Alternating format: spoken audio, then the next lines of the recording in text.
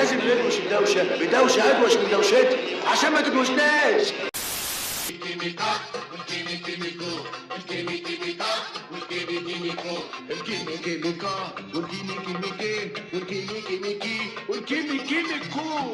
سنارة الكيف صيادة، والشاطر اللي يقش بيها على قد ما يقدر. الكيف شهوة، والشهوة هي اللي بتشد القرش من جيوب الناس. اللي يقف على البر ما يغرقش. سنة 1985 نزل فيلم مصري، مع مرور الزمن اتحول من مجرد فيلم ناجح لنبوءة وروشتة علاج لمرض انتشر وكان لازم نواجهه. فيلم الكيف من تأليف العبقري محمود أبو زيد وإخراج علي عبد الخالق، بيقدم لنا قصة تبدو بسيطة عن أخين مختلفين تماما. الأول هو صلاح أبو العزم، كيميائي عبقري حاصل على الدكتوراه لكنه فقير ومتمسك بمبادئه. والتاني هو أخوه جمال أو الملقب بمزاجنجي، فاشل في الدراسة وحياته ضايعة ما بين الغنى في الأفراح الشعبية وجلسات تعاطي المخدرات. فيلمنا بيبدأ ومزاجنجي داخل الاسم وهو ممسوك بعد ما كان بيحيي فرح وضرب العريس، وبنعرف ساعتها إنه مش بس فهلوي لكنه كمان لابق ومقنع، ولأنه طبعا كان بيتخانق فالبطاقة بتقع منه وساعتها بيحتاج أخوه علشان يخرجه. فعلا أخوه بيوصل للاسم وبيطلعه، لكن بيكون متضايق جدا من حال مزاجنجي ومن حياته اللي كلها فساد وضياع، ضياع للصورة اللي رباهم عليها والدهم وعمال ينحط. فين؟ بيبان الفرق الكبير ما بينهم وهم راكبين تاكسي ومروحين بيه، وفي الخلفية أغنية البيلي بيلي با من أداء الفنان العبقري الغني عن التعريف طبعا ضوفة الأياط. ومبدئيا كده ما تستغربش أي أسامي ولا أغاني ولا أمثلة في الفيلم ده، عشان هو كله من النوعية دي. الكاتب محمود أبو زيد كان قاصد يخلي لغة الفيلم وخصوصا في عالم مزاجنجي بالركاكة والطريقة دي، علشان يفهمنا إن الانحدار في كل مستويات الحياة بدأ بالفعل وكمان منتشر في كل حاجة. المهم بيطلب صلاح من سواق التاكسي إنه يوطي الصوت شوية علشان الأغنية مزعجة وهو مصدع، على عكس طبعا مزاجنجي اللي بيكون مستمتع بيها جدا. سواق التاكسي بيقول لهم إن هو كمان في الأول ما كانش حابب الأغنية، لكن بعد ما ودانه اتعودت عليها عششت في نافوخه وكيفته، وده طبعا بيتقابل برفض من صلاح اللي شايفها دوشة والموضوع مش ناقصه دوشة. فمزاجنجي بيقول له لازم ندوش الدوشه بدوشه ادوش من دوشتي عشان ما تدوشناش. وبصراحة عبقرية الجملة دي بتتمثل في حاجتين، الأولى إن الشخص الوحيد اللي هيقدر يقراها لازم يكون مصري. سمعت كل حاجة، إني أفهم كلمة ما فهمتش حاجة خالص. الحاجة التانية إن الجملة دي ممكن تخلينا نقف هنا ونقعد نحلل فيها الفيديو كله. الفيلم بيقول لنا من البداية إننا مش بندور على حل لمشاكلنا خالص، لكن بندور على حاجة تغطي عليها مش أكتر، علشان ننسى ونحاول نكمل. الجملة الصغيرة دي هي تحذير مبكر من فكرة الفيلم الأساسية، إن التعود على التافه والرديء بيبوظ الذوق وبيخلينا نطلبه بعد ما كنا بنرفضه. وده بالضبط اللي بيحصل معانا النهاردة، بنتعود على المحتوى الفاضي والترندات السخيفة لغاية ما هي بتبقى العادي وبننسى طعم الحاجة الكويسة والأصيلة. بيوصلوا عند بيت العيلة اللي مزاجنجي كان لسه قاعد فيه وبيطلع صلاح معاه، وهناك بيتفاجئ بحال الشقة المتشقلب، الصورة اللي كلها أبيات شعر من أمير الشعراء أحمد شوقي اللي بتتكلم عن الأخلاق بتكون متشقلبة. حتى أوضة والدهم اللي كانوا متفقين يحافظوا عليها بقت مكان بيتكيف فيه مزاجنجي مع صحابه، وده بيعصب جدا صلاح وبيفضل يزعق في أخوه وبيكون كل همه يفوقه من اللي هو فيه. صلاح اللي كان بيعاني من ظروفه المادية الصعبة وفي نفس الوقت بيحاول ينقذ أخوه جمال من طريق الضياع. صلاح شايف إن الكيف اللي بيشربه أخوه هو سبب فشله، لكن جمال بيرد عليه بجملة بتلخص فلسفته: أنا بشتغل وبكيف نفسي بالحلال. الفيلم هنا بيبدأ يأسس للصراع ما بين العلم والمبادئ من ناحية والفهلوة والبحث عن طريق مختصر من ناحية تانية. بتعدي أحداث الفيلم وفي محاولة يائسة منه علشان يفوق أخوه بتيجي لصلاح فكرة عبقرية، بيقرر إنه هيستخدم علمه علشان يثبت لجمال إن الكيف ده مجرد وهم. بيدخل معمله وبيبدأ يركب خلطة من مواد عطارة طبيعية ملهاش أي علاقة بالمخدرات زي الحنة وشوية زيوت ومواد تانية، هدفها الوحيد إن ريحتها ودخانها يبقوا زي الحشيش الأصلي. صلاح كان عايز يثبت لأخوه إن الحالة اللي بيحس بيها دي مش من المادة نفسها لكن من الإيحاء والجو اللي حواليها. وهنا الفيلم بيقدم لنا رمزه المحوري: خلطة الكيف. الخلطة دي هي تجسيد لكل وهم بنعيشه، هي البلاسيبو أو العلاج الوهمي. قوتها مش في مكوناتها، لكن قوتها في القصة اللي بتتحكي حواليها وفي إيمان الناس بيها. الخلطة دي هي نفسها الترندات النهاردة، بيطلع تحدي أو أغنية أو رقصة في حد ذاتها ملهاش أي قيمة، لكن لما المنصات تدعمها والمؤثرين يشاركوا فيها بيتخلق إيمان جماعي بإن هو ده المهم دلوقتي، فبنشوف الملايين بيعملوها. إحنا بنشارك في الترند مش علشان هو فعلا ممتع، لكن علشان ما نبقاش بره القاعدة. عقلنا هو اللي بيدي للترند قيمته، زي ما عقل المدمنين ادى القيمة لخلطة الحنة. صلاح بيقدم الخلطة لأخوه جمال، وجمال بدوره بيقدمها لأصحابه المزاجنجية على إنها صنف تقيل وجديد والنتيجة بتبقى مذهلة.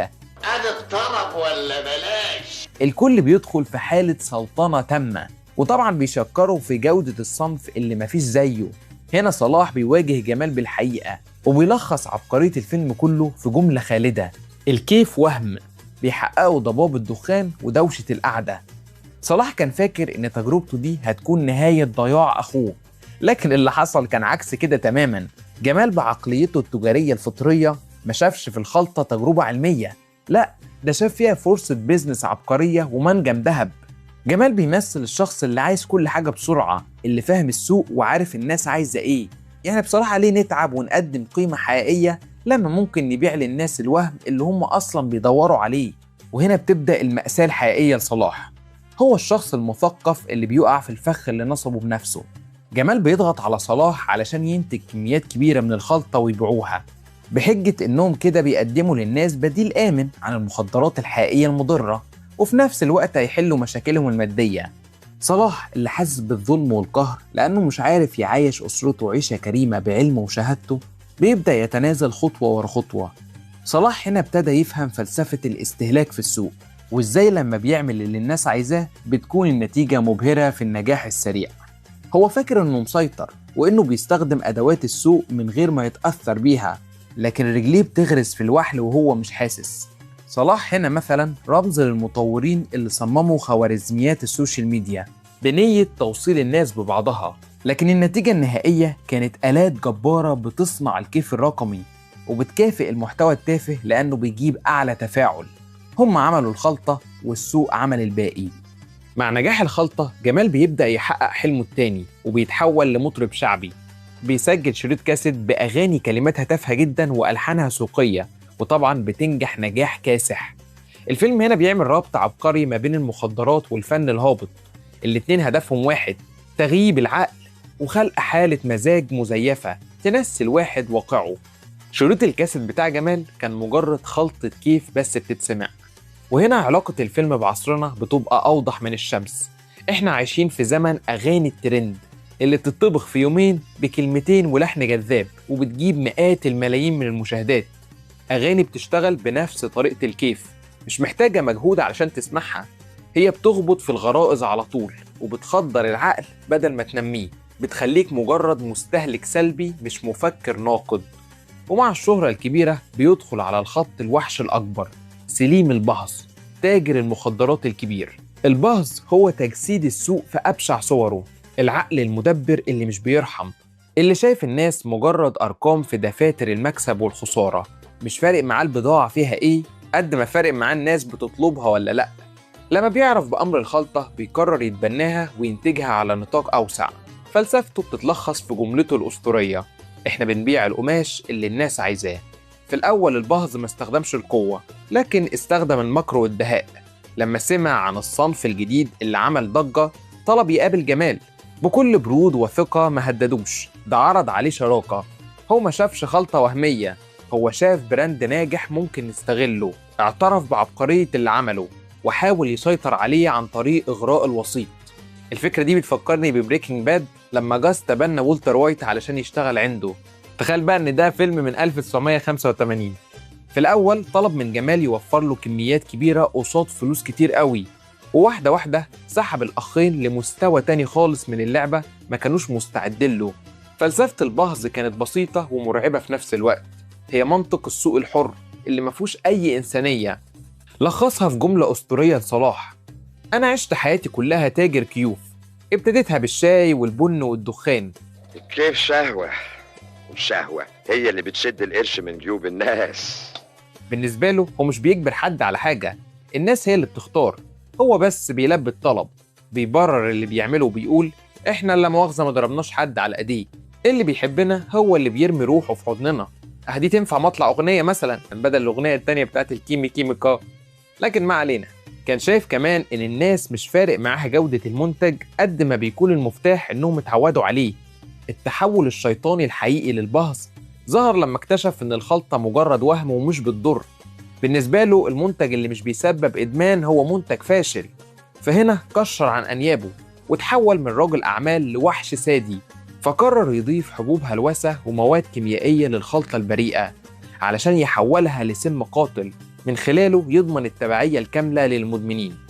ولما صلاح واجهه بمبادئه ورفض يأذي الناس، البهز كشف عن وشه الحقيقي، هدده بكل برود ونفذ تهديده بكل وحشية، بيحقن صلاح بميكس محدش عارف نسبه غير البهز نفسه علشان صلاح يفضل دايما محتاج له، واتفق معاه يعمل له كمية كبيرة من الخلطة. صلاح ما بقاش شريك، ده بقى مجرد صانع شغال تحت رحمته.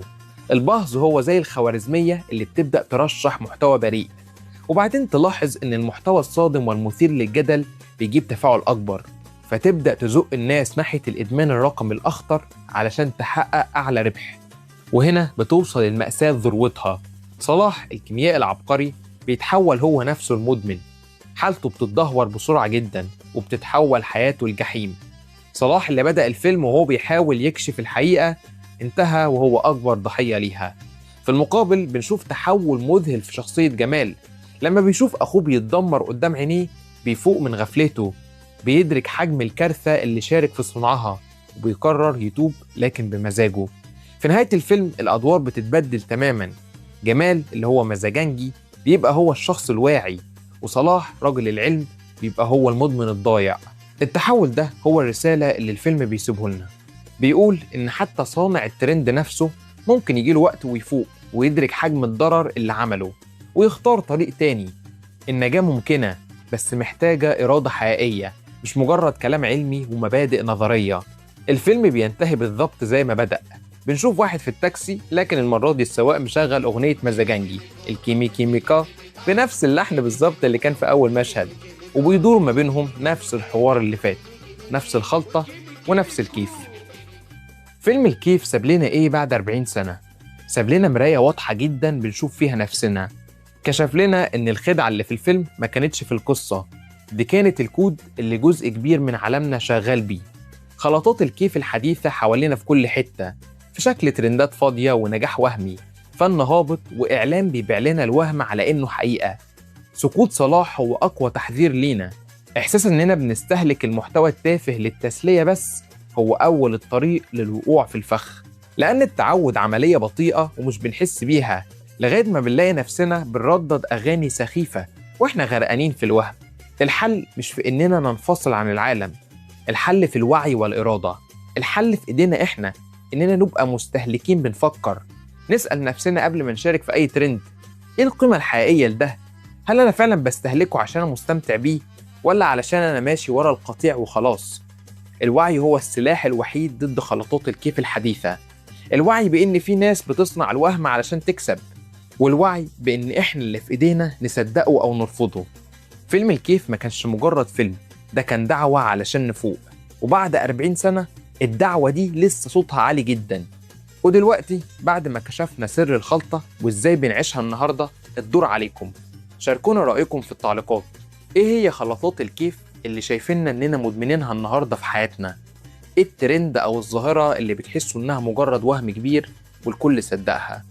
لو الحلقة عجبتكم ما تنسوش اللايك، ولو حابين إن يكون في حلقات بتتكلم عن أفلام مصرية زي الحلقة دي برضو اكتبوا لنا في التعليقات. بشكرك جدا يا عزيزي المشاهد على وقتك الغالي، وسلام.